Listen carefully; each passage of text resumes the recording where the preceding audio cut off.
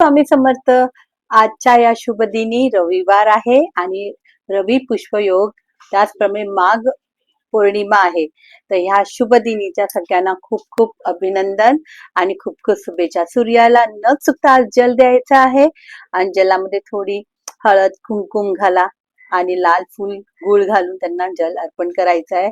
आजचा हा विशेष दिवस रविवारी आलेला आहे, त्याच्यामुळे ही रवी नक्षत्राचा पुष्पयोग आहे. तर ह्या दिवशी अतिशय चांगल्या गोष्टी घडायच्या, त्यात ती पौर्णिमाही आलेली आहे.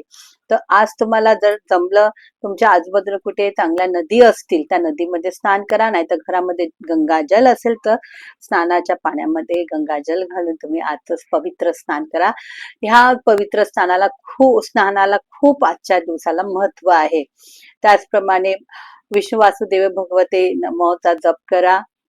शंकर गणेशजींना दुर्वा फुल व्हायचं आहे. शंकरांना गंगा जलाचं जल अर्पण करायचं आहे. त्याचप्रमाणे बेलपत्र आहे, फूल आहे अर्पण करायचे. आपल्या कुलस्वामिनींना सुद्धा हळदी कुंकू गजरे लावायचे आहे. आजचा दिवस अतिशय शुभ मानला जातो, तर दानामध्ये तुम्ही मागे हटू नका.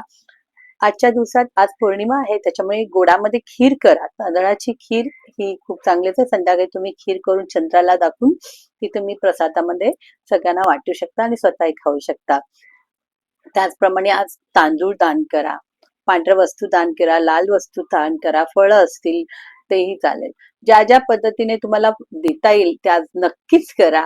या पुण्य दिवसामध्ये, हातच्या दिवसामध्ये खूप चांगल्या अशा गोष्टी तुमच्या हातून घडल्याच पाहिजे, ज्याचं पुण्य किंवा पावित्र्य तुम्हाला ह्याच जन्मात आणि इथेच मिळावं, आपल्या कुटुंबाला मिळावं, ह्याच आशेने करा.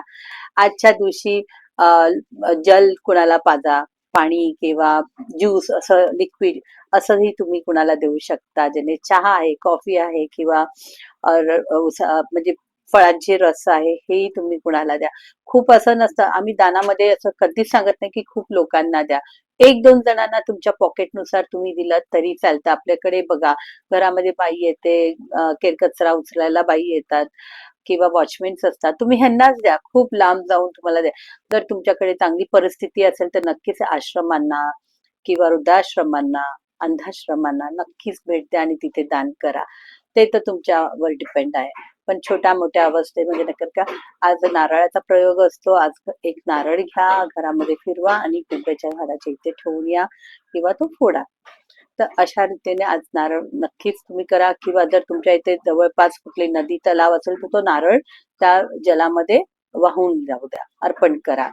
तर अशा प्रकारे तुम्ही करा, नारळ अर्पण करा. किंवा घरामध्ये आज तुरटी फिरवा आणि ती बाहेर तुमच्या दाराच्या बाहेर ठेवा.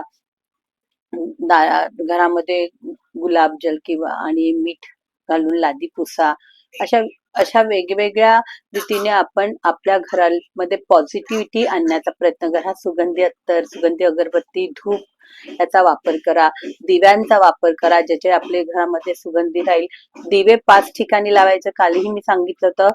आपल्या देवघरात लावायचं आहे, परत आपल्या दारामध्ये लावायचं आहे, जिथे आपण जल ठेवतो, किचन मध्ये पाणी ठेवतो तिथे लावायचं आहे.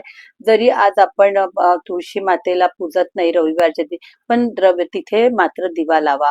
पिंपळाच्या झाडाच्या इथे जाऊन दिवा ठेवून या. पूजायची गरज नाही, फक्त दिवे लावा आणि या.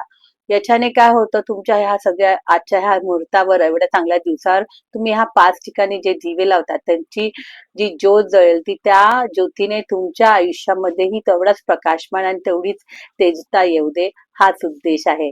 श्री स्वामी समर्थ.